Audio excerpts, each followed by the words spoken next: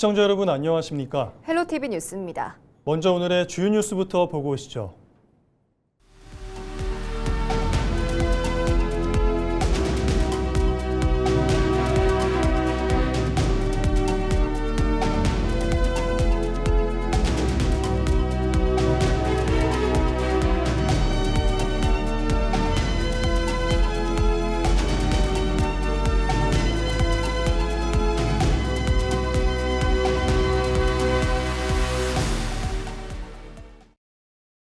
강릉시가 2026년 소형 데이터 센터 기반 AI 산업 성장 지원 사업 공모에 선정됐습니다.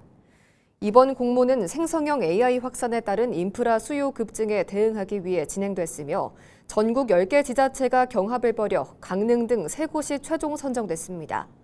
본 사업은 내년 12월까지 국비 59억 원 등 사업비 98억 원 규모로 강원대 강릉 캠퍼스와 한림대학교가 보유한 GPU 자원을 소형 AI 데이터 센터 형태로 연계 발굴하게 됩니다. 인사혁신처 정부공직자윤리위원회가 한국보훈복지의료공단 기획이사에 대해 취업 불승인 결정을 내린 것으로 확인됐습니다. 최혁진 국회의원은 8일 보도자료를 내고 인사혁신처가 보훈공단과 당사자에게 취업 해제를 통보했으며 취업 심사를 거치지 않고 임의로 취업한 데 대해서는 법원에 과태료 부과를 요청했다고 밝혔습니다. 최 의원은 보훈공단의 채용 시스템과 관피와 관행이 드러난 사건이라며 반복되는 보훈공단은 국가의 공식 처분을 즉시 이행할 것을 촉구했습니다. 삼척과 동해 지역 해수욕장 14곳이 8일 본격 개장식을 갖고 운영에 들어갑니다. 삼척과 맹방 해수욕장에는 어린이 물놀이 시설이 확대 운영되고 오는 24일부터 8월 2일까지 삼척 해수욕장은 오후 8시까지 연장 운영합니다. 동해시도 망상 해수욕장에 어린이 풀장을 갖추고 해수욕장별로 테마가 있는 해수욕장으로 조성해 관광객들을 맞이할 계획입니다. 정선군이 국가유산청과 국가유산진흥원의 후원을 받아 정선아리랑 원데이 심포니를 운영해 참가자들에게 좋은 반응을 얻고 있습니다. 정선아리랑 원데이 심포니는 서울에서 출발해 정선아리랑 전수관과 정선 5일장, 아리랑 센터와 아리랑 박물관 등을 둘러보며 정선 아리랑의 음악과 역사, 지역 문화를 체험하는 프로그램입니다. 참가자들은 아리랑 공연과 전수 체험, 향토 음식, 전통시장 등을 하루 동안 경험하며 정선 아리랑의 가치를 직접 느끼는 시간을 가졌습니다. 정선군은 이번 프로그램을 통해 국가무형유산인 정선 아리랑의 전승 기반을 넓히고 체험형 문화관광 콘텐츠를 활성해 나갈 계획입니다. 화천군은 붕어섬 여름 물놀이장을 오는 18일 개장한다고 밝혔습니다. 올해 물놀이장은 운영기간을 예년보다 2배 늘려 31일 동안 운영합니다. 야외 물놀이장은 3,600제곱미터 규모로 영유아용 풀장과 대형 워터슬라이드 시설이 있는 일반 풀장 등을 갖췄습니다.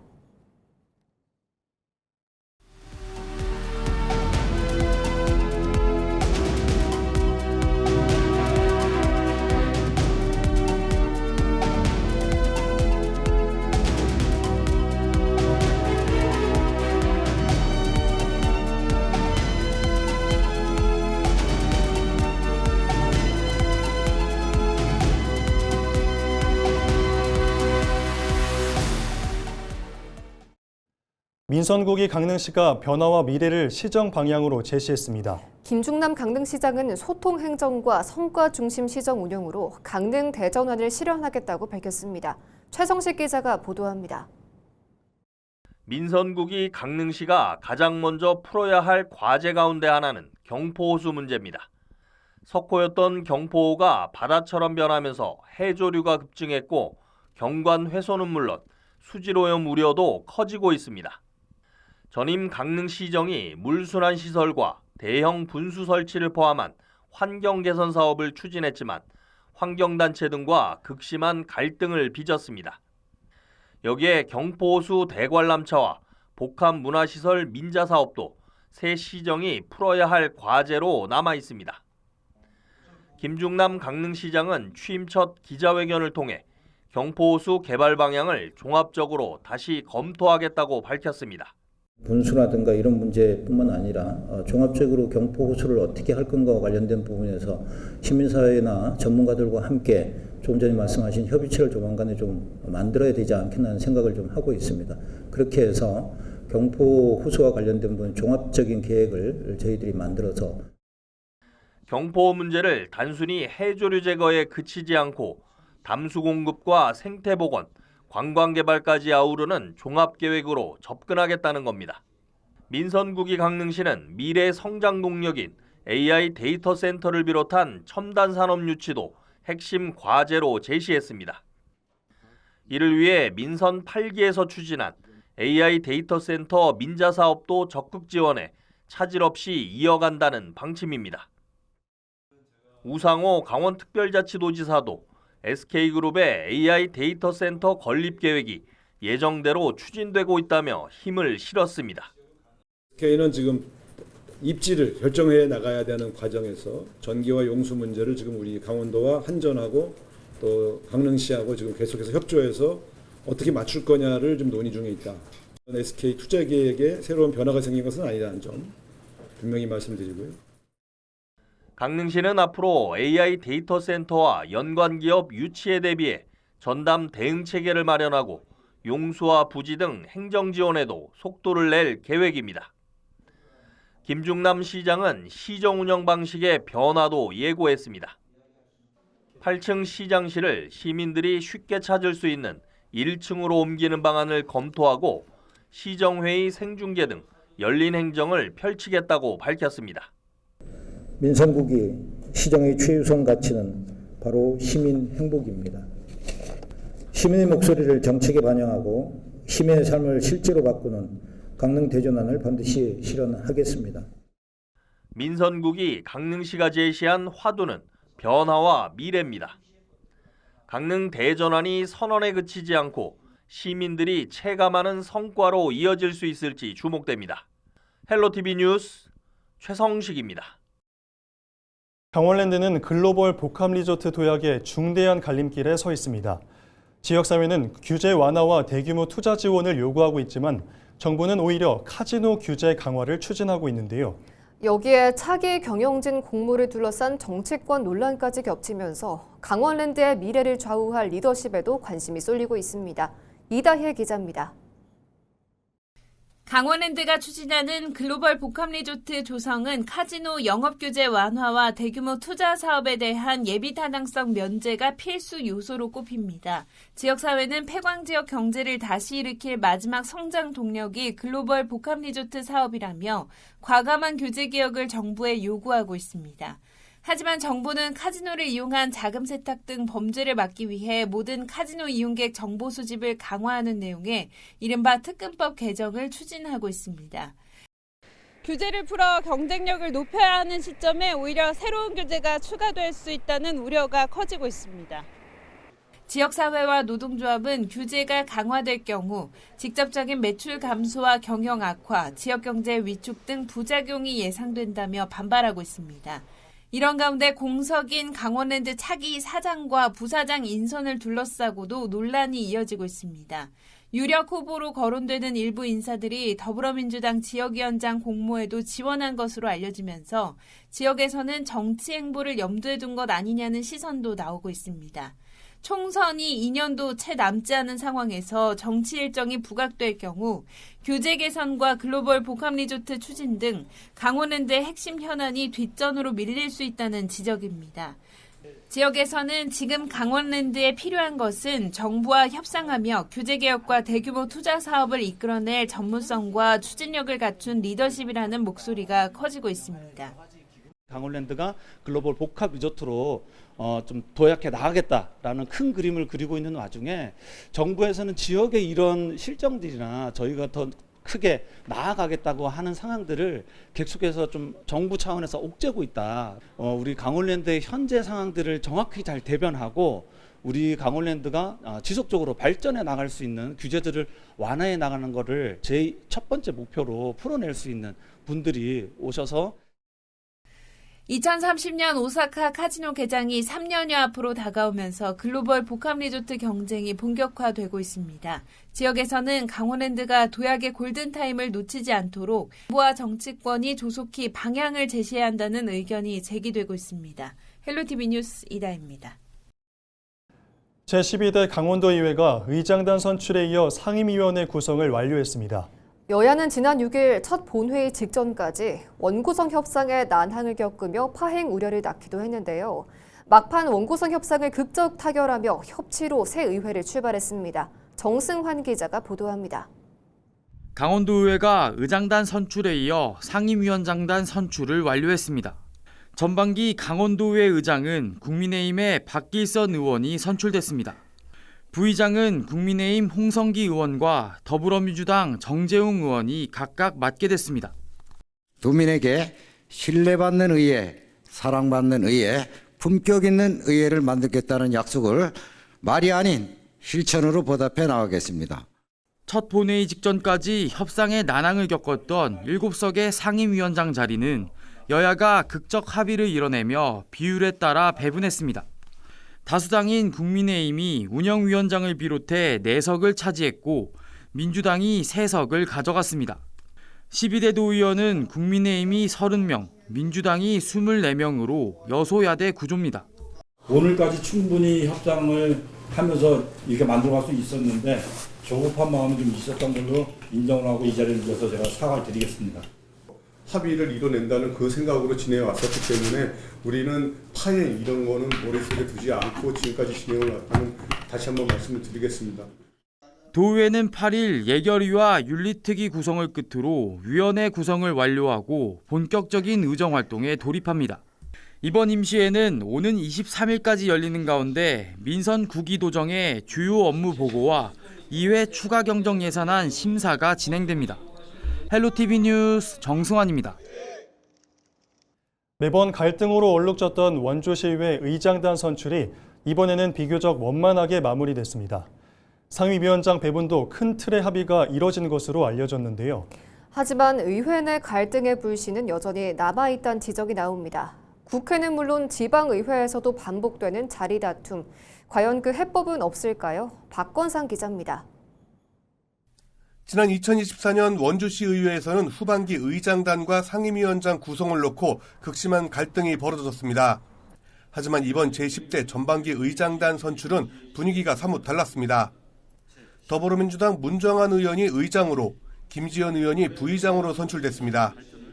의장 선거 개표 결과 재적 의원 26명, 출석 의원 26명, 총 투표수 26매 중 문정한 의원 26표, 무효 0표, 기권 0표로 문정한 의원님이 의장으로 당선되었음을 선포합니다. 이번 의장, 부의장 선거에는 의원 26명이 전원 참여했고 모두 찬성표를 던지며 만장일치로 의장단을 선출했습니다.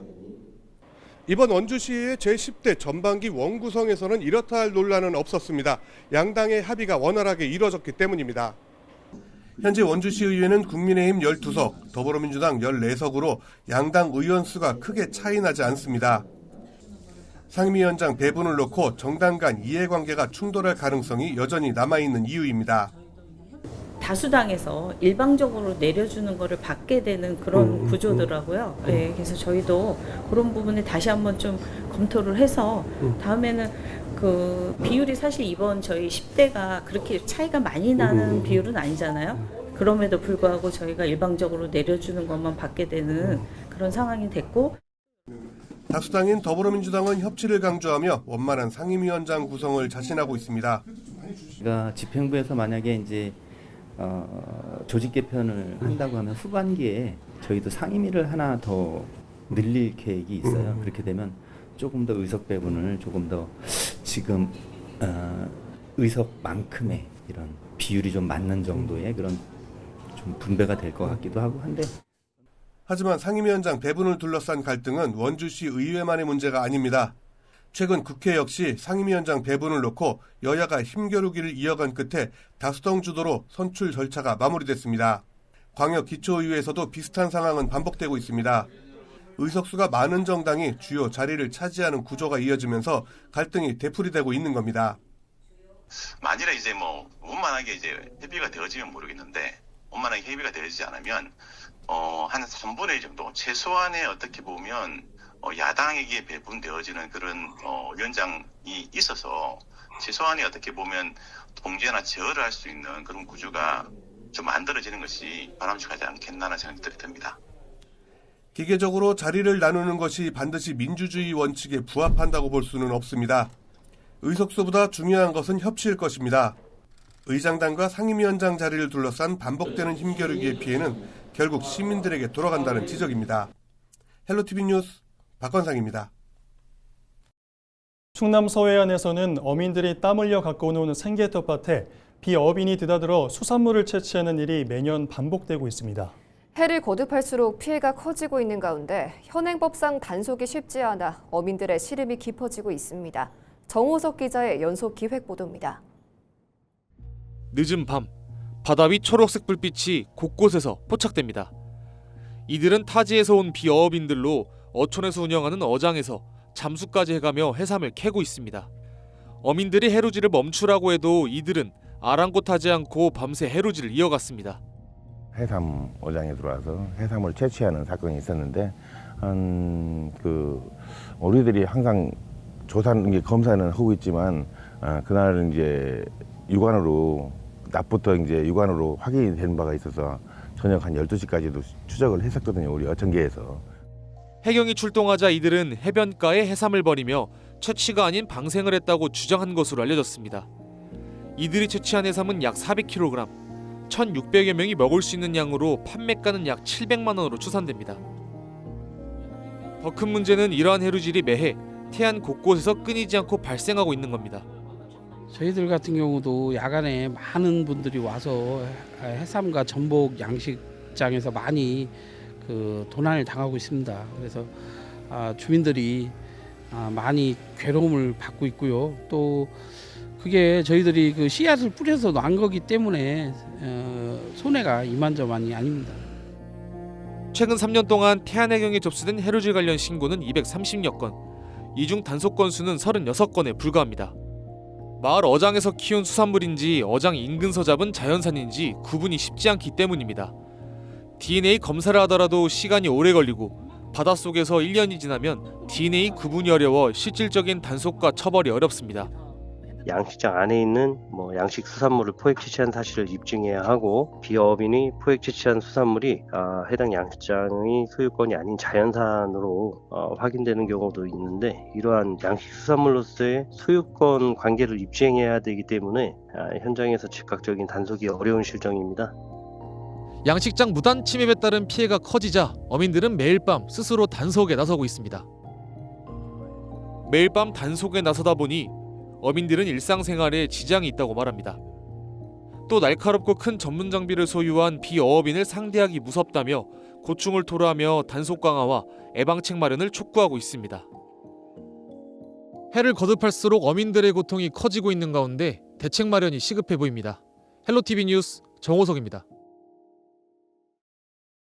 원주 밥상 공동체 종합사회복지관은 7일 개관 13주년을 맞아 지역 주민과 후원자, 자원봉사자에게 감사하는 마음을 전하는 기념식을 열었습니다. 이날 행사는 어르신들의 축하 공연을 시작으로 원주 우리병원, 큰나무교회 등 취약계층 지원과 나눔 문화 확산에 기여한 유공자들에 대한 포상이 진행됐습니다.